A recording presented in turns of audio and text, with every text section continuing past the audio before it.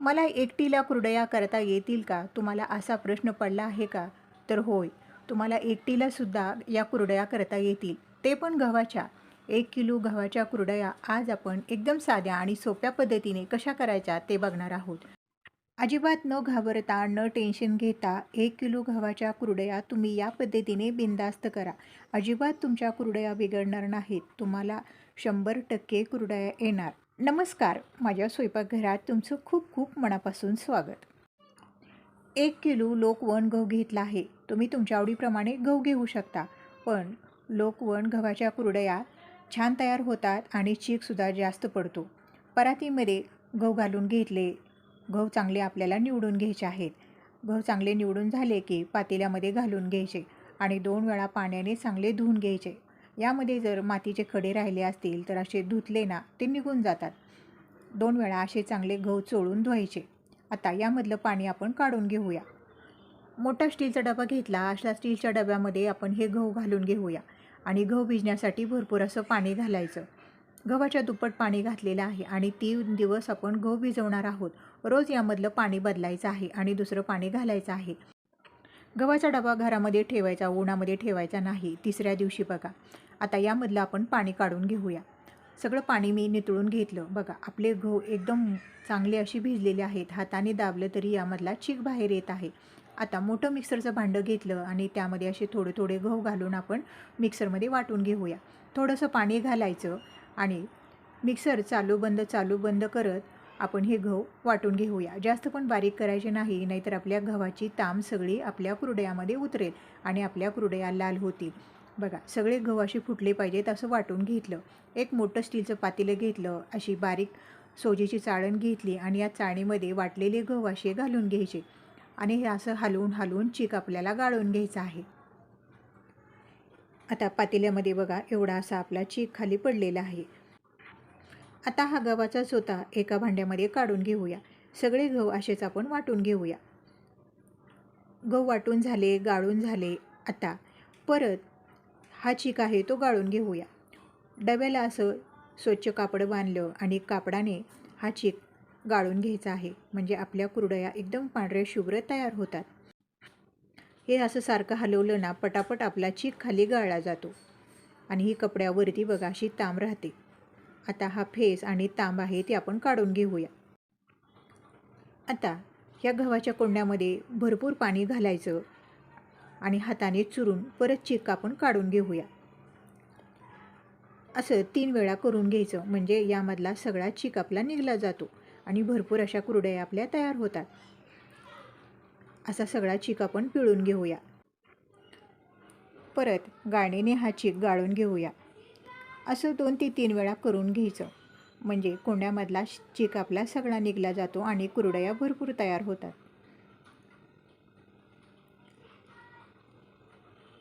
आता हा चीक पण आपण कापडाने गाळून घेऊया. 2 वेळा पाणी घालून चीक काढून घेतला. आपलं चिकाचं पाणी बघा एवढं असं तयार झालेलं आहे. आता 4 वाजलेले आहेत. रात्री 11 वाजता यामधलं पाणी काढायचं आणि दुसरं पाणी घालायचं आहे. असं पाणी बदललं ना त्यामुळेच आपल्या कुरडया एकदम पांढऱ्या शुभ्र अशा तयार होतात. आता 4थ्या दिवशी सकाळी आता यावरच सगळं आपण पाणी काढून घेऊया. हलक्या हाताने वरच्या वर सगळं पाणी काढून घ्यायचं आहे.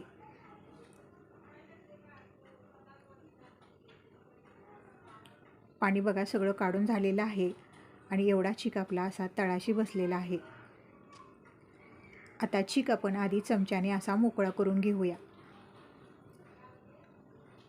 बघा एकदम पांढरा शुभ्र कापसासारखा आपला चीक असा खाली बसलेला आहे. आता घरातीलच एक पातेलं घ्यायचं आणि त्या पातेल्याने हा चीक आपण मोजून घ्यायचा आहे. जेवढा चीक आहे ना तेवढंच पाणी आपण घेणार आहोत. चीक काढून घेतला आणि त्याच पातेल्याने पाणी मोजून घेतलं. गॅसवर पातेलं ठेवलं आणि मोजून घेतलेलं पाणी या पातेल्यामध्ये घालून घेतलं. आता चवीप्रमाणे मीठ घालूया आणि पाणी आपण चांगलं गरम करून घेऊया. ताट झाकलं की पाणी पटकन गरम होतं. पाणी गरम झालेलं आहे. घरातल्यांची मदत घ्यायची आणि थोडा चीक असा घालून घ्यायचा आणि रवीने सारखं असं हलवत राहायचं म्हणजे गुठळ्या आपल्या होणार नाहीत. बारीक या चिकाची धार लावायची म्हणजे गुठळ्या होत नाहीत. आणि पटापट आपला हात चालवायचा आहे. गॅस आपल्याला एकदम बारीकच ठेवायचा आहे, अजिबात मोठा करायचा नाही. सगळा चीक बघा घातल्यानंतर असा पटापट आपण चीक सगळा हलवून घेऊया. अजिबात गुटळ्या झाल्या नाही पाहिजे म्हणून सारखं असं हलवत राहायचं.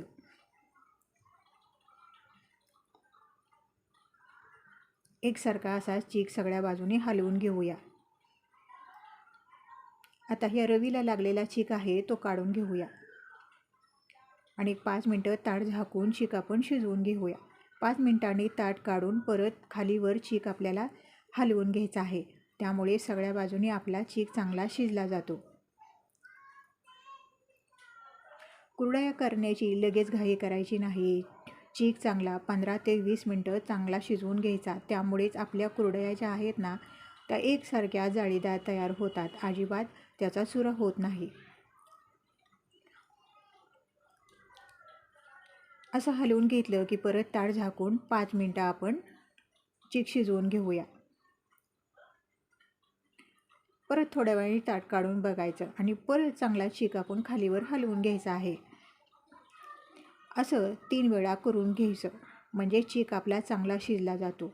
बघा आपल्या ह्या चिकाला चकाकी आलेला आहे, याचाच अर्थ आपला चीक चांगला शिजला आहे आणि याची गोळीसुद्धा आपली तयार होत आहे. बघा हाताला चिटकत नाही. परत 2 मिनटं ताट झाकून ठेवलं आणि मध्यम आकाराची आपली कुरडयाचं ताट घेतलेलं आहे. सोऱ्यामध्ये असं लावून घेतलं आणि सोऱ्याला आतमधून तेल लावून घेतलं. गॅस आपल्याला बंद करायचा नाही, बारीक गॅस ठेवायचा आहे आणि सोऱ्यामध्ये हे पीठ भरून घ्यायचं आहे. चांगलं असं दाबून दाबून भरायचं म्हणजे एकसारखे आपल्या कुरडया तयार होतात. परत ताट झाकून पिठावर ठेवायचं. घरामध्ये प्लास्टिकचा कागद मी घालून घेतलेला आहे आणि घरामध्येच आपण कुरडया घालून घेऊया. अशा मध्यम आकाराच्या कुरडया करायच्या म्हणजे तळताना व्यवस्थित आपल्याला तळता येतात. आणि अशा जाळीदार कुरडया करून घ्यायच्या. कुठेही जाड पातळ करायच्या नाही आणि दिसायला पण मस्त दिसतात आणि तळताना चांगल्या तळल्या जातात. सगळ्या कुरडया अशाच आपण एकसारख्या करून घेतल्या. एक दिवस घरामध्ये अशा वाळवून घेऊया